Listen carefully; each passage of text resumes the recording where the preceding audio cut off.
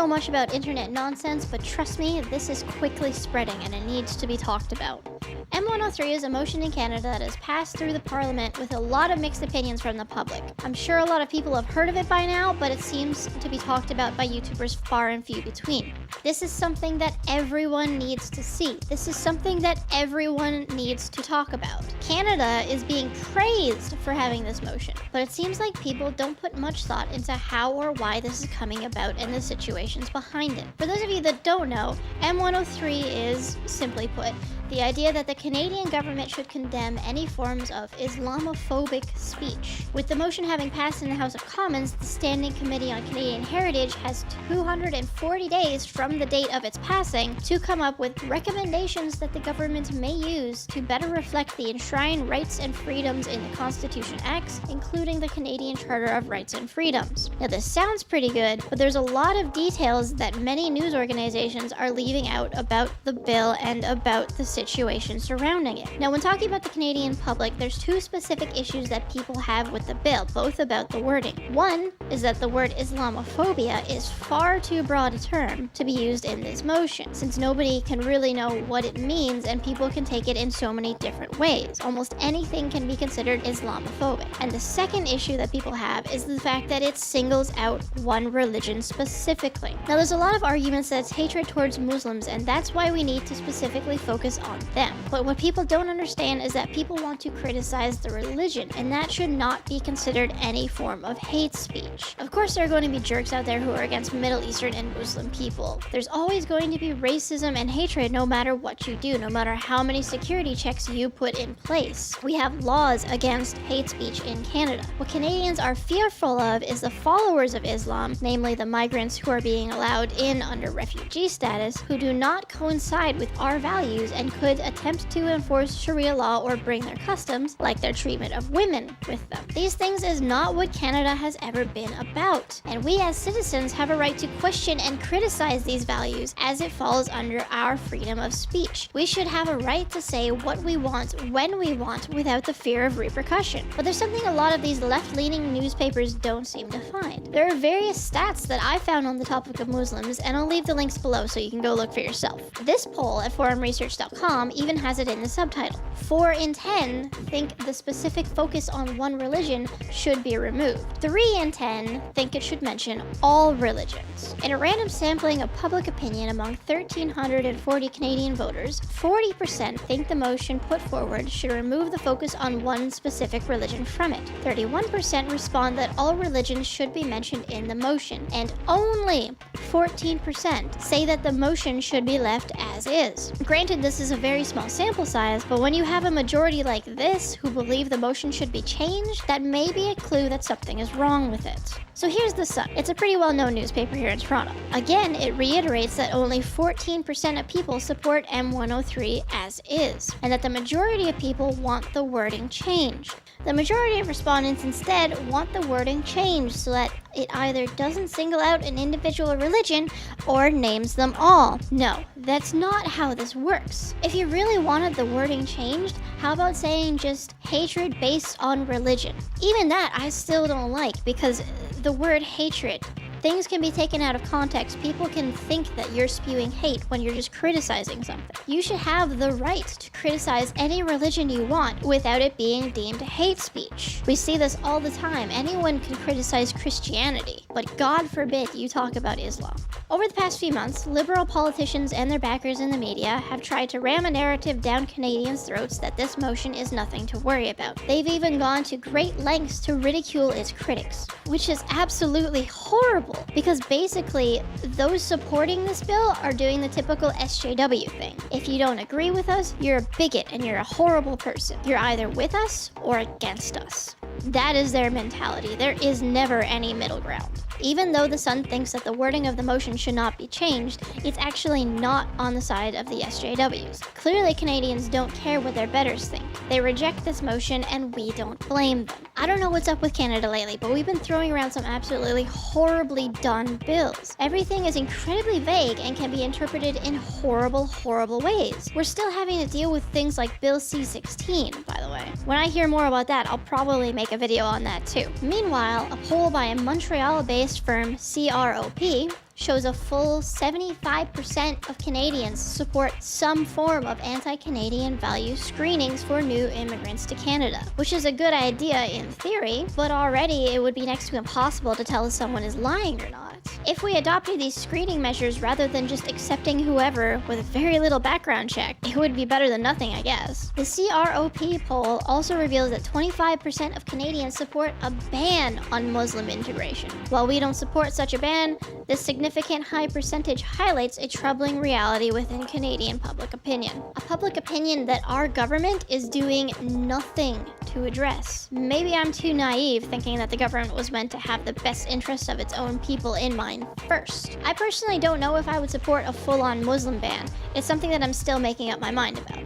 But letting them in by the hundreds clearly isn't working anywhere. You don't give them time to adapt, and it's just causing more tension by the day. Eventually, something is going to explode worse than it already has. And maybe then the far left will finally wake up. But what's terrifying is that even though the Canadian public seems to not want this sort of bill to pass, and that we believe there should be more screening measures in place, M103 passed by a margin of 201 to 91. CIJnews.com went a little bit farther. The Canadian government has passed Motion 103, the same day as an Angus Reid Institute survey was published asking Canadians how they'd vote if they were MPs. A plurality of 42% said they'd vote against it, while only 29% would give it the go-ahead. That's absolutely insane. Canadians do not want this turned into law. We can see what's happening in the world around us. You can't hide it anymore. If you want people to try to preach that Islam is not an extremist paradise, explain what's going on in the rest of the world. Explain the assaults, the child molestations, the terror attacks, and even grenade attacks that are going on right now. Why is our government trying to cover this up and say that everything is fine? Everything is not fine. Now give us ways of how to deal with it instead of trying to soothe us to sleep. But international newspapers are taking it to an absolutely disgusting level. Bearing recently did a video that I thought was absolutely mind-boggling. An article posted on stuff.co.nz titled "Want Equality? Curtail Free Speech." I can't even begin to imagine what kind of person thinks like this. I seriously hope this is satire, because if not, I weep for humanity. On March 23rd, New Zealand awoke to the horrific news of yet another terrorist attack, this time in London. A deranged individual plowed a car into innocent pedestrians and brutally stabbed a police officer to death before being shot. 5 people died, including the attacker. The Twitter sphere was soon abuzz with conjecture and accusation. Who was to blame? What were the motives? I feel sick as I read the comments saying Islam is to blame and it must be another Muslim. The fact that the attacker was a Muslim is irrelevant. The issue is that Islamophobia was the first response, which in today's world is reasonable. I don't agree with jumping to conclusions before you have all the facts, but it's a reasonable assumption with the world today. When there's a significant amount of Muslim people who are committing horrible crimes in the name of Allah because they can't fit into our society, it's reasonable to jump to the conclusion that it was a follower of Islam who committed the terror attack. I'm not saying it's right. It's like the hashtag Black Lives Matter kidnapping that was going on. Jump to conclusions there too. But in the climate that was happening around that time, it was a reasonable assumption. And so is this. It goes on to talk about how Muslim people have to continuously defend their faith and that it's a religion of peace. It throws a bone to other minority groups as well, like the LGBTQ XYZ123 not being allowed into boardrooms for some reason, which I'm pretty sure would be illegal. You should deal with that properly if that's happening to you. Women and rape culture. On a side note, this might make you laugh though. It was the only part of the article that I actually enjoyed. On any given day, you might hear a rape joke or be given a compliment, such as being asked for your number by a stranger. The men who make these comments defend them as harmless, but unwanted harassment can trigger harmful flashbacks from previous similar incidents or experiences of sexual assault. Now, while a sexual assault isn't funny, the thought of someone asking for your number triggers you to have flashbacks of other people asking for your number. That's the thing that went through my head first, and it actually almost made me laugh. But back to the point, it doesn't matter. The Canadian Parliament has passed the M103 motion, which calls on the government to condemn Islamophobia. It is the silver lining of a dark and depressing cloud, and it is something that I think New Zealand should seek to not only emulate, but improve. Our government should look to criminalize not only Islamophobia, but racist rhetoric and the criticism of feminism and the LGBTQAA+ rights. Free speech is all well and good, but it should not be defended at the expense of minority groups. No, no, no, no, no, no, no. No, that's not how free speech works.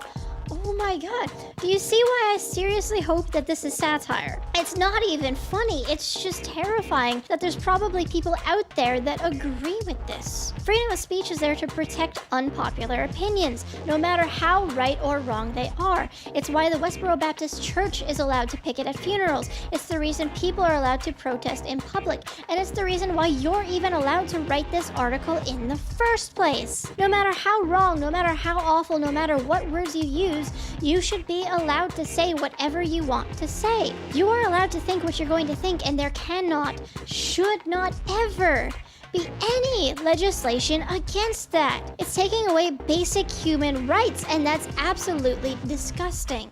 The worst part is the Huffington Post. Given global circumstances, Canada has been uniquely placed to capture the world's attention and admiration. While Sweden, France, the United Kingdom, Germany, and the United States grapple with a political climate that has become more hostile to Islam, Canada has had the opportunity to affirm itself as a beacon of inclusivity and diversity. Canada has been positioned to send a symbolic message not only to its global allies, but more importantly, to the thousands of Muslim Canadian families at home. The next paragraph cites the Quebec City attack on a mosque, people exercising their freedom of speech holding signs outside a mosque saying that Muslims are terrorists, and that Concordia University and McGill University had received bomb threats that said the presence of Muslims on campus was motivation. And they also said that this is on top of the mosques that have been vandalized and the individuals subjugated based on how they look or what they believe. Oh, but don't worry, this is not to reduce the prevalence of many other hate crimes against Jews, Christians, Hindus, and people of all faith. This is the Black Lives Matter argument all over again. We're not saying other religions don't matter, just this one matters more right now. It's a problem for people to be discriminated against based on what they believe. But if you act on your belief and put someone in danger or harm someone based on what your holy book says, that's even more of a problem. I have no issue with moderates of any religion, but me, not being straight, I fear all religions pretty well equally. In almost every text, there's passages that say me and people like me should be killed. But right now, if I went and found a group of Christians on the street and asked them if it's a problem that I'm not straight, I could guarantee that most of them would say no and we could go for Timmy's or something. I highly doubt the same would happen with people from Islam. A poll that The Guardian wrote on says that 52% of Muslims believe that homosexuality should be illegal. That's compared to just 5% of the public at large. On top of that, 47% of Muslims in Britain said that it's unacceptable for a gay person to be a teacher. Like we'd indoctrinate your kids or something. 23% thought that Sharia law should be introduced in some areas of Britain, 39% said that wives should always obey their husbands, and 31% thought that it's acceptable to have more than one wife. These are not Western values. In order to bring Muslim people into Western society, we need to let it go incredibly slowly. I'm talking over generations. We need to allow them to have time to adapt. Look, I know that all of this stuff has been said before. What I've put here is nothing new. You can search this and come up with dozens of articles explaining what's going on and why. Why I'm saying this now is because M103 needs to be talked about more. We need to do something about it. We need to prevent this from spreading to other places, and we need to do everything we can to shut this down now. There's nothing wrong with criticism of anything. If you try to control people's speech, that's parallel with trying to control their minds. Our words are our thoughts. If you try to control our thoughts, it's just going to breed underground where you can't see it. If you try to do this, it's going to explode, and I can guarantee you it's going to be worse than anything you could ever imagine.